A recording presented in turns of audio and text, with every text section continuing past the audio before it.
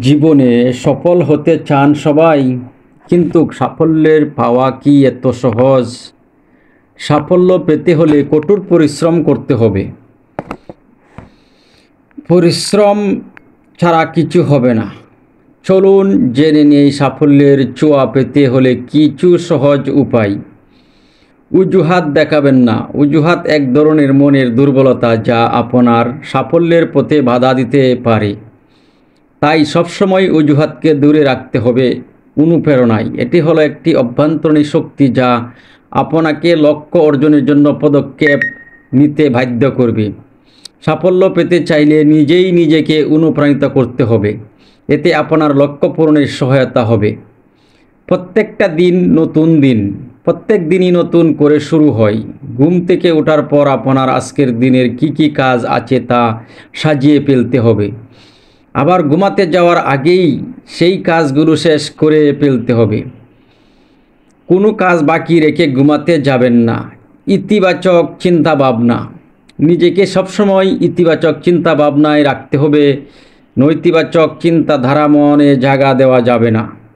সামান্য কিছুতেই ভেঙে পড়া যাবে না, আবার সামান্য কিছু পেয়েও এত খুশি হওয়া যাবে না। আত্মবিশ্বাস। সাফল্য পেতে হলে নিজের উপর বিশ্বাস রাখতে হবে। আত্মবিশ্বাস আপনাকে সাফল্যের চরম শিখরে পৌঁছে দিতে সাহায্য করবে। ঝুঁকি নেওয়া। কোনো কাজের সফল হতে চাইলে ঝুঁকি নেওয়াটাই জরুরি। কেউ কখন এটা করেনি বলে আমিও পারবেন না, এমন চিন্তাধারা যাবে না। ঝুঁকি নেওয়ার চ্যালেঞ্জ আপনাকে সফলতার দিকে নিয়ে যাবে। ভুল সংশোধন। নিজের ভুলটা স্বীকার করে তা সংশোধন করতে হবে। নিজের সমালোচনা নিজেকেই করতে হবে। তাহলে নিজের ভুলগুলো নিজেকে সংশোধন করতে পারবেন। ঝুঁকি না নিলে যেমন স্বপ্নের দিকে এগিয়ে যাওয়া সম্ভব নয়, তেমনি আপনাকে সাফল্য পেতে চাইলে নিজের উপর বিশ্বাস রেখে সামনের দিকে এগিয়ে যেতে হবে। এটাই বাস্তব। নিজের ভুল সবসময় নিজেকে স্বীকার করতে হবে। নিজের ভুল স্বীকার না করলে কখনোই অন্য আপনাকে ভুলের মাসুল শুধরিয়ে দিবে না। আপনাকেই ভুল শুধরাতে হবে। তাই সাফল্য পেতে চাইলে নিজের উপর বিশ্বাস থাকতে হবে। আত্মবিশ্বাসকে আপনাকে সাফল্যের চরম শিখরে পৌঁছে দিতে সাহায্য করবে। নিজেকে সবসময় ইতিবাচক চিন্তা ভাবনা রাখবেন।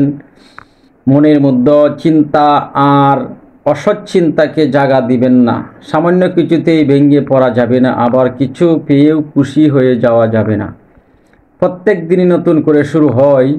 ঘুম থেকে ওঠার পর আপনাকে আজকের দিনের কি কাজ তা সাজিয়ে ফেলতে হবে। আবার ঘুমিয়ে যাওয়ার আগেই তা কাজ সেরে ফেলতে হবে।